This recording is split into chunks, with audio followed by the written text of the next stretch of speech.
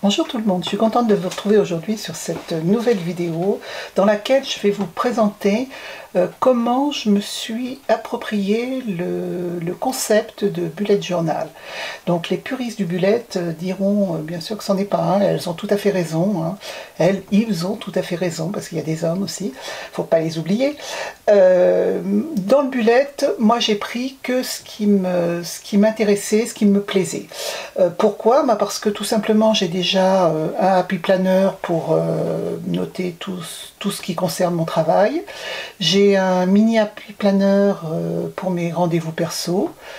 Ensuite, j'ai aussi un Traveler Notebook qui me sert pour noter tous les éléments qui sont passés dans la journée ou dans la semaine, pour planifier mes repas, pour prendre des notes. Donc j'ai déjà pas mal d'outils. Donc pourquoi je me suis ajouté ce bullet journal? Simplement parce que cette année j'avais envie de faire un peu plus de dessin, de peinture, d'utiliser davantage mes tampons.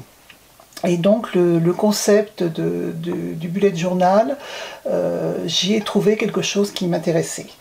Donc je vous présente comment je me le suis approprié et ce que j'ai pris. Donc c'est quelque chose qui évolue déjà, hein, sur les 3 mois, on en est au 3e mois de l'année, ça a déjà évolué et ça continuera encore avec tout ce qui je vais trouver utile et moins utile, et puis tout ce que j'aurai aussi retrouvé sur Pinterest, Instagram, tout ce que les adeptes partagent. Donc ce bullet, eh bien c'est un bullet Le Môme. Je ne sais pas si c'est une marque très répandue, mais bon, c'est ce que j'ai trouvé parce que je voulais quelque chose avec des pages assez épaisses pour pouvoir faire de l'aquarelle. Bon, vous verrez tout à l'heure que c'était pas forcément efficace, hein, cette épaisseur. Donc pour commencer 2019, moi j'adore voyager. J'essaye de faire un grand voyage avec mon mari tous les ans, et donc cette map monde, c'est quelque chose qui pour moi représente ce que j'aime. Le 2019, bon, j'en suis pas très fière, hein, je commence en calligraphie, donc côté chiffres, c'est pas au point encore, hein, il y a encore des progrès à faire. J'ai aussi également donc souhaité garder une trace en mémoire, l'élément qui m'avait le plus marqué sur 2018, et là c'est notre dernier voyage au Yukon l'été dernier.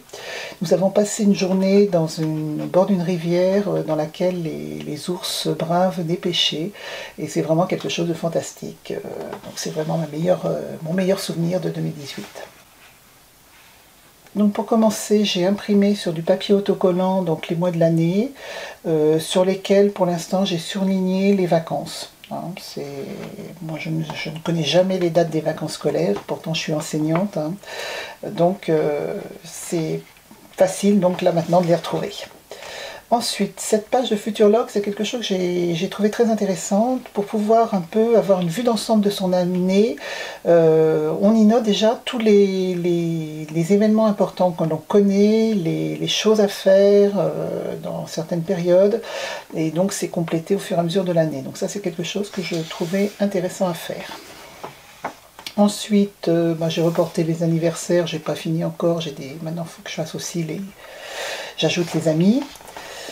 Celle-ci, Washi Edict, le titre parle pour lui-même, hein. J'adore les washi, je suis abonnée à la box Coco Adhésy, donc j'en reçois 2 tous les mois, et pour me souvenir un peu de ce que j'ai, moi j'ai décidé donc d'en faire une page.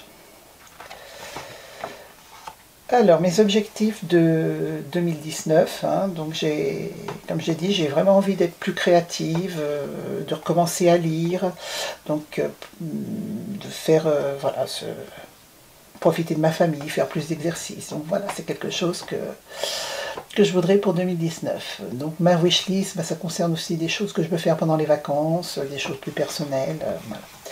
Au mois de janvier, j'ai donc fait une aquarelle pour montrer le mois de janvier. J'ai également fait le monthly log. Ça, je trouve que c'est bien, ça permet de voir rapidement tout ce qui est déjà prévu sur le mois, et puis au fur et à mesure, on ajoute les rendez-vous. Donc là, j'ai utilisé un tampon. Donc là c'est une page avec mes objectifs, mes to-do, les achats que j'aimerais bien faire, et puis bon, certaines notes, des choses à ne pas oublier. Ensuite, comme je me suis lancée dans une chaîne YouTube, il faut bien planifier un petit peu ce qu'on y met, hein. Donc j'ai décidé de commencer à noter des idées de vidéos, et puis d'essayer de noter un petit peu quand elles sont sorties. Donc ça j'ai refait plus loin, où c'est beaucoup plus tenu à jour. Cette page là, donc j'ai une liseuse à Noël, donc avec pas mal de livres, donc il faut que je continue à compléter donc tous ces livres que j'ai à lire. Ensuite ici les vidéos, à chaque fois que j'ai des collègues, des amis qui disent qu'ils sont allés voir un film ou qu'ils ont vu une vidéo, je note dans mon téléphone et puis je reporte là-dessus pour quand j'aurai le temps pour aller les voir. Ensuite, fin janvier, moi j'ai envie de mettre une photo d'un élément qui m'a vraiment marqué pour ce mois de janvier. Sur février, donc là c'est un dessin de montagne avec quelques petits flocons. Le Monthly Log sur le même thème. Bon, c'est février montagne, puisque bon, je vais en vacances tous les ans au mois de février à la montagne, donc c'est... De loin, j'ai l'impression qu'elle ressemble plus à des pyramides qu'à des montagnes, les miennes. Alors ensuite, donc cette double page sur les objectifs, les notes, les to-do, les achats, enfin voilà. Ça, c'est quelque chose, je pense, intéressant à conserver, avec le calendrier du mois pour avoir un petit peu une vue d'ensemble. Et là, vous voyez, j'ai mis du washi aussi. Je ne sais pas si les autres en mettent dans leur bullette, mais bon, moi c'est...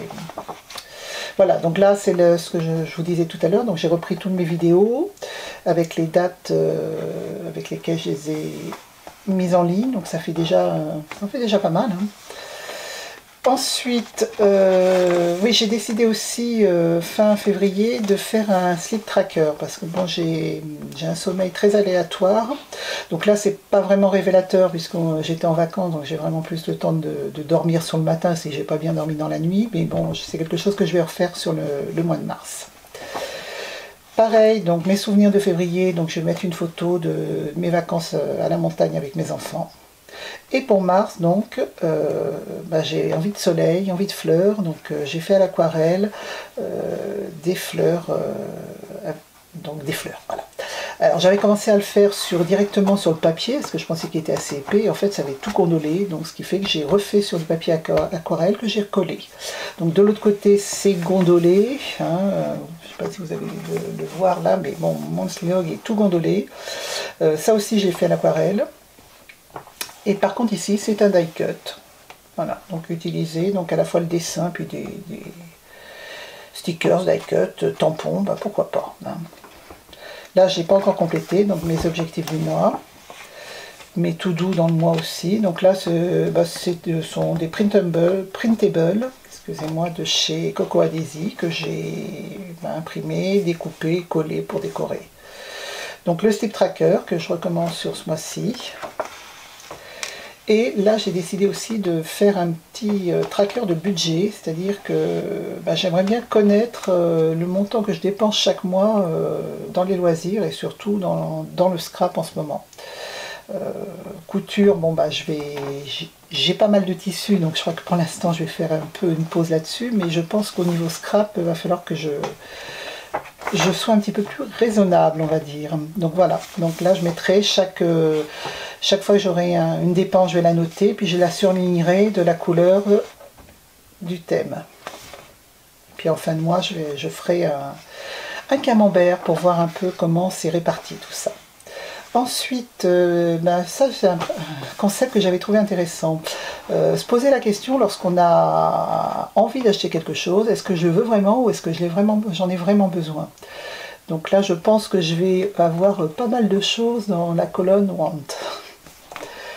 Ensuite ici, c'est un tracker de sucre.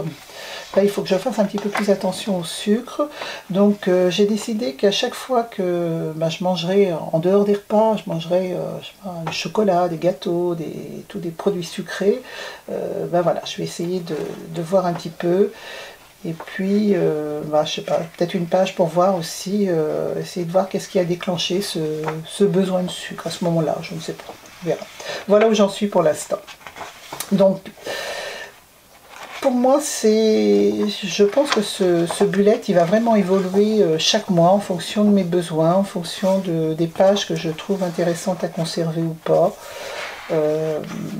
Ensuite, sur certaines pages aussi, si elles sont complétées, hein, je les referai sur le mois qui vient. Voilà, donc c'est vraiment un outil qui, je pense, va venir en complément de ce que j'ai déjà. Donc voilà, cette vidéo se termine, donc j'espère que ça vous aura donné des idées. Si vous voulez que je vous fasse d'autres vidéos, par exemple sur comment je décore, j'utilise mon mini happy planner, mon traveler notebook, n'hésitez pas à me le dire dans les commentaires. Je voulais aussi vous dire que j'ai créé une page Facebook Scrap Plan Be Happy dans laquelle je vais partager toutes mes réalisations, parce que bien sûr je ne fais pas une vidéo sur tout ce que je fais, hein, je fais des albums que je ne fais pas en vidéo, des traveler notebook, des pages de memory planner, des pages de scrap, donc tout ça je vais partager avec vous sur Facebook, et vous avez aussi mon Instagram Fanfan Fan de Scrap sur lequel je partage également énormément de choses.